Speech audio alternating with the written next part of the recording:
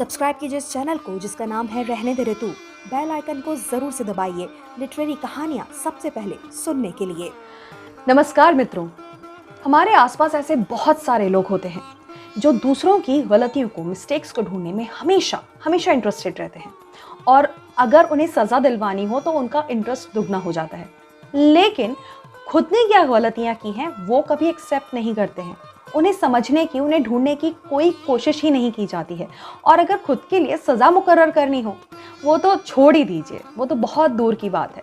बहुत बिरले ही ऐसे होते हैं, बहुत रेयर केसेस में ऐसा होता है जो खुद की गलतियों को एक्सेप्ट करें और खुद के लिए खुद ही सज़ा मुकर्रर भी करें। तो चलिए इससे जुड़ी एक कहानी सुनने के लिए हम सीधे चलते हैं शिवाजी महाराज के दरबार में। तो शिवाजी महाराज के दरबार में एक से एक परमवीर शूरवीर लोग थे और उन्हीं में से एक थे दादा कोंडदेव।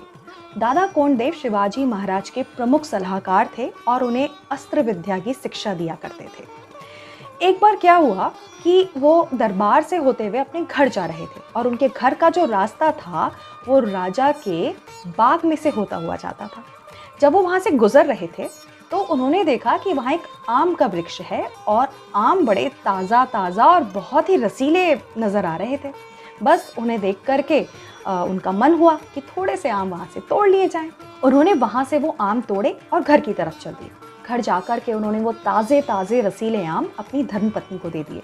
धर्मपत्नी आमों को देख करके बड़ी खुश हुई, लेकिन खुश होने के तुरंत बाद उन्होंने उनसे एक सवाल पूछ लिया, आप ये आम लाए कहाँ से? इस पर दादा कोंडदेव बोले, जाहिर सी बात है, मैं ये आम राजा के बाग से लेकर के आया हूँ। धर्मपत्नी ने इस पर कहा, क्या आपको नहीं लगता कि आपने कोई गलती की है? दादा कोंडदेव को अपनी गलती का तुरंत एहसास हो गया और वो बहुत ही ग्लानि भाव से भर गए। तब उनकी पत्नी ने कहा, अब आपको इस गलती के लिए पश्चाताप करना पड़ेगा, खुद को सज़ा देनी पड़ेगी।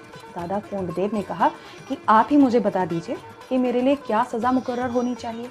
तब उनकी पत्नी ने कहा कि जिन हाथों को आपने चोरी के लिए आगे बढ़ाया था, आप उन हाथों को काट दीजिए।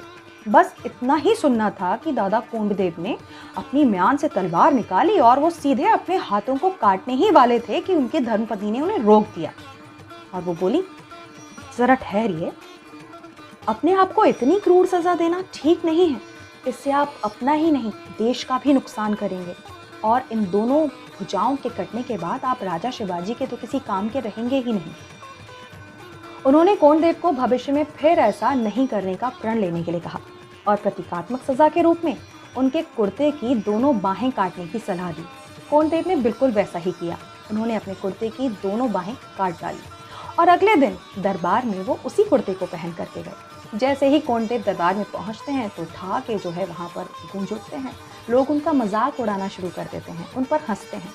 तब कोंडदेव उन्हें उस कटी हुई भुजाओं वाले कुर्ते की वजह बताते हैं और वजह सुन कर के जो लोग वहाँ उन पर हंस रहे थे, उनका मजाक उड़ा रहे थे, ठहाके लगा रहे थे, उन्हीं लोगों का सीना गर्व से चौड़ा हो जाता है। वो उन पर अभिमान, उन पर फक्र महसूस करते हैं। इसके बाद दादा कोंडदेव ने पूरी उम्र वही कटी हुई बाह वाला कुर्ता पहना और दरबार में इसी तरह से जाते रहे ताकि उन्हें ताम्र अपनी गलती का एहसास होता रहे। तो फिर हमें क्या करना है?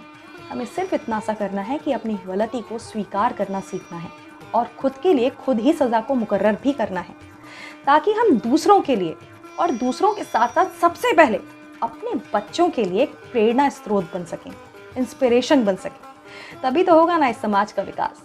तो चलिए, आई होप आपको ये कहानी पसंद आई होगी। अगली कहानी के साथ आपके साथ फिर से मुलाकात होगी। Till then, bye bye.